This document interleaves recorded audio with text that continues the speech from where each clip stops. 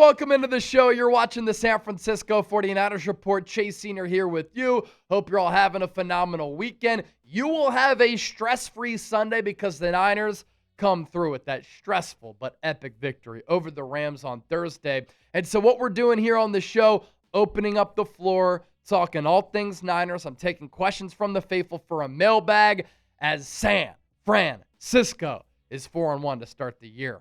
Logan gets us started with the $5 super chat. Are the 49ers Super Bowl contenders after beating the Rams on Thursday night?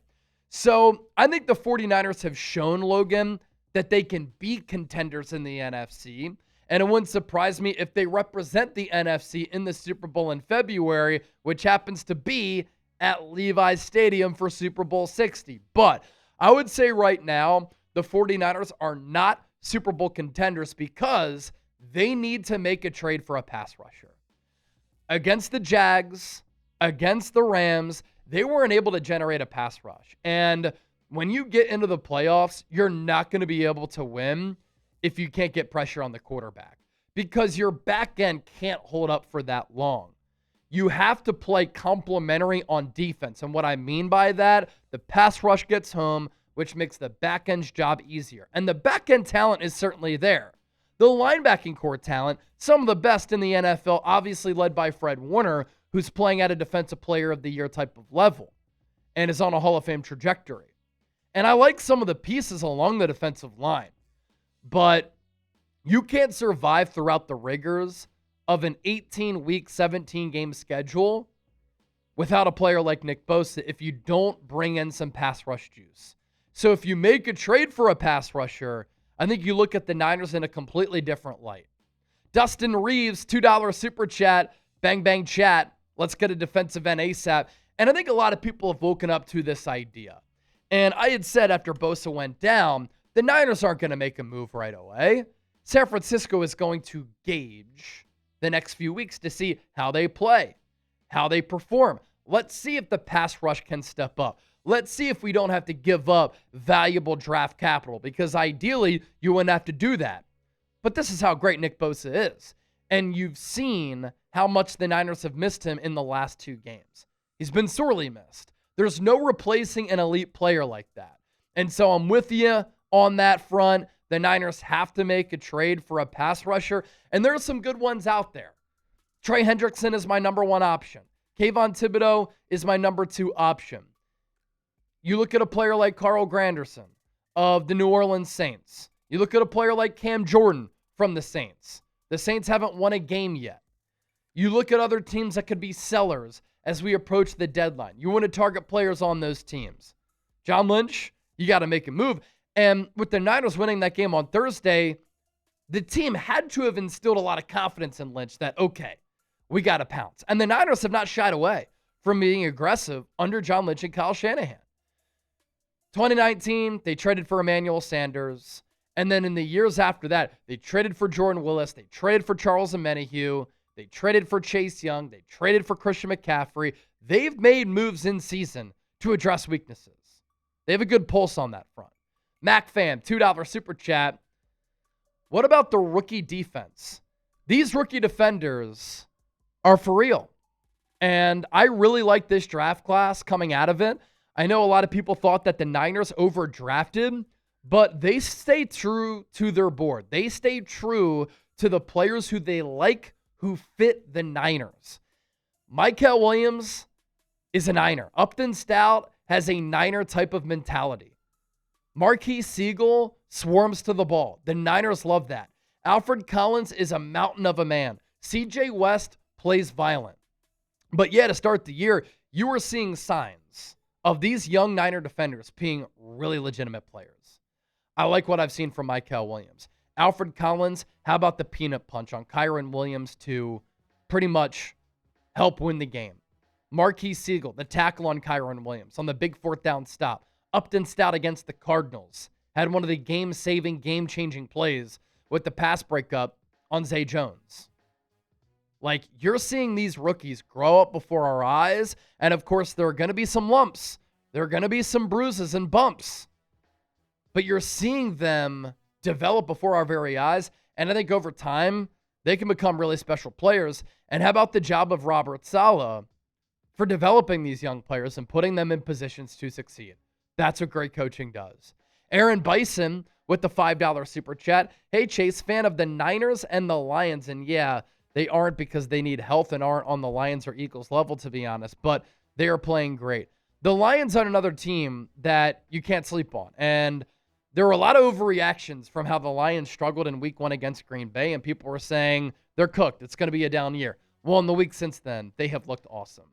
And so NFC power rankings, I think the Philadelphia Eagles are still number 1. I'd go Detroit Lions number 2. Who's after that? Green Bay has been exposed the last 2 games. I think you could put the Niners right in that other category. Because once they get healthy, who's to say they can't be better than one of the top teams in the NFL? Think about the reinforcements that they have coming, right? And if they make a trade at pass rusher. So Brandon Ayuk and Malik Mustafa are pretty much going to be trade deadline types of acquisitions. George Kittle could come back against Tampa Bay. You make a trade for a pass rusher. You get Brock Purdy back as well. Those are huge players coming back. Jauan Jennings, get healthy. Ricky Pearsall, get healthy. Sky's the limit for this Niners team. Kendrick Lamar. Shanahan needs to be drug tested immediately. Questionable play calling and committing the same mistakes that have been holding us back for his whole tenure. Look, I understand why people are going to criticize Kyle Shanahan, and he brings that on himself. And I thought in the second half, he got a little bit overly conservative. But if you're going to criticize Kyle Shanahan, can you also give him credit? The fact that the Niners won that game on Thursday is a testament to Kyle Shanahan. It's the coaching, it's the preparation, it's the belief, it's the culture. I had some people walk up to me at Chat Sports and say, I can't believe how Kyle Shanahan, according to Niner fans, they want him fired. Because he would get a job in 5 minutes. Think about how ugly other teams would lose if they didn't have Kyle Shanahan dealing with all of the circumstances that the Niners dealt with going up against a quality opponent on a short week on the road against the Rams. A lot of other teams would get blasted. They would look ahead to the next game and say, we have no chance. But because of Kyle Shanahan's leadership and coaching, they had a chance and they won the game. Mac Jones playing as well as he's played. Why is that? It's the coaching of Kyle Shanahan. We have seen how Mac Jones has struggled with other coaches. Mac Jones won that game against this Rams team that has one of the best defenses in the NFL with Kendrick Bourne, DeMarcus Robinson, Skyy Moore, and Marquez Valdes-Scantling as his top 4 wide receivers with the bad offensive line. That's because of Kyle Shanahan. So he didn't manage the game great. He only had 1 timeout left in the 4th quarter. Could have used another one. He got a little bit conservative, almost burned him, but the Niners also won that game because of the coaching from Kyle Shanahan, and I think that Kyle Shanahan is firmly in the running to be coach of the year. This Niners team being 4-1 with all of these injuries and adversity, an incredible coaching job. And all of the games that they've won have been down to the wire, tightrope wins. Give Kyle Shanahan some credit, please. These Niners rivalry edition jerseys, I saw them all over the place at SoFi Stadium, Levi Stadium South. A lot of Niner fans were rocking these on Thursday. Get yours now. Bunch of different options available. I love the saloon font. Chatsports.com/49 rivalry. There are also hats available as well using that link, shirts as well, hoodies, whatever you want. With that rivalry merch, it is out. It is available. Some items on sale. Really good prices. Chatsports.com/49 rivalry. Nestor Romo, $5 super chat. Brock should only come back when he's 100%, no doubt. And look, I defended Kyle Shanahan moments ago. They mismanaged the Brock Purdy injury situation. You just paid Purdy $55 million per year. You gave him $265 million. He's dealing with turf toe, which has a high rate and risk of re-aggravation and it becoming worse. And they play Purdy when he's not healthy enough to play against Jacksonville in a game against an AFC South team. It doesn't have NFC implications. It doesn't have NFC West implications. And clearly he wasn't right. He didn't look healthy in that game or in practice. And what happens? Re-aggravates his turf toe. And with him playing hurt, it led to a lot of passes being sailed, a lot of misfires, which resulted in turnovers. He wasn't able to be the same player because he couldn't move around as well. So they mismanaged that situation. And I'm with you. Do not play him unless he's close to or at 100%. Leon Sandcastle, when the Titans hit the fire sale mode, should Lynch aggressively pursue a Jeffery Simmons trade? So Jeffery Simmons is one of the best defensive linemen in the game. And a couple of years ago, I looked at him in that class with Chris Jones as one of the best defensive tackles in football. He's kind of fallen under the radar a bit because he's played on some Titans teams, which have been awful the last couple of years. With Simmons, he's not quite the all-pro player who he was a couple of years ago, but he's still elite. I also don't know how much this helps you with your pass rush. Obviously from the interior, but you drafted Alfred Collins, you drafted CJ West, they've had some moments.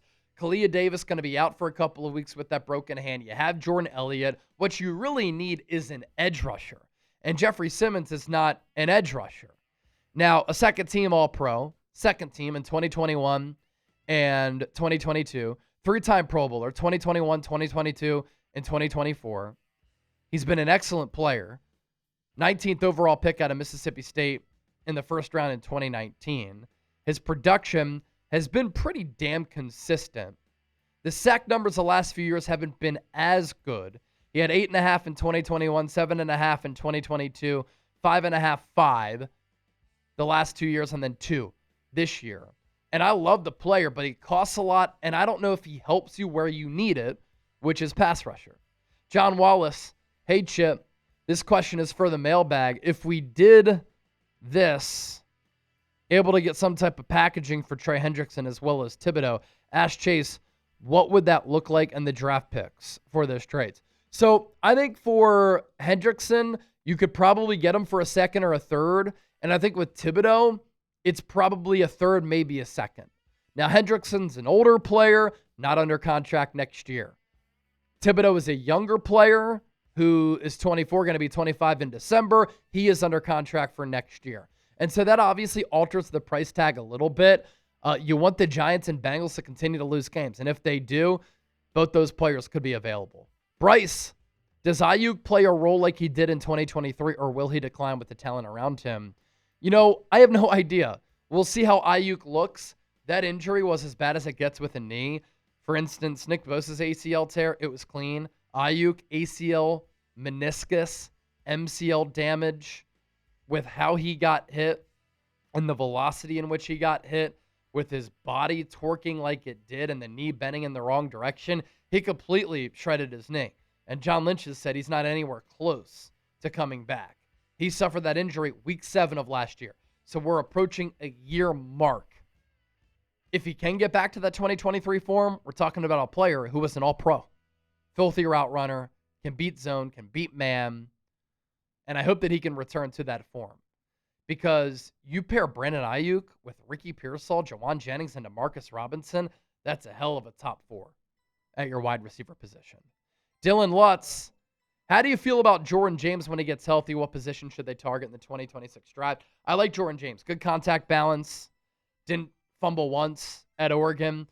Was having a good spring and summer before he got hurt. I think the Niners have really cooled on Isaac Guerendo. That's why they made the trade for Brian Robinson. And Brian Robinson, he's not even getting that many carries because McCaffrey's workload is insane. On Thursday, he played the second most snaps of his career, 72 snaps in the game. So while CMC doesn't have the same juice maybe, he still looks damn good, and he's making an impact as a receiver. I said a few years ago, if he can be more of a receiver threat, that's how he can extend his prime. And so what is the role for Jordan James with CMC getting so many touches and B-Rob as the backup? Maybe next year, because Robinson is going to be a free agent, he becomes the RB2. I like him as a player. As far as where the Niners are going to go in the 2026 NFL draft, got to address offensive line. You know, Trent Williams is older, not the same guy. You're not good enough at left guard. You're not good enough at center. And Dominick Puni has regressed, needs to improve, might still be dealing with that knee injury that he suffered in the second preseason game, but it's offensive line, and maybe another pass rusher. Who is your dream trade target for the Niners? Let me know down in the chat. Share your thoughts with me, and as always, thank you so much for watching.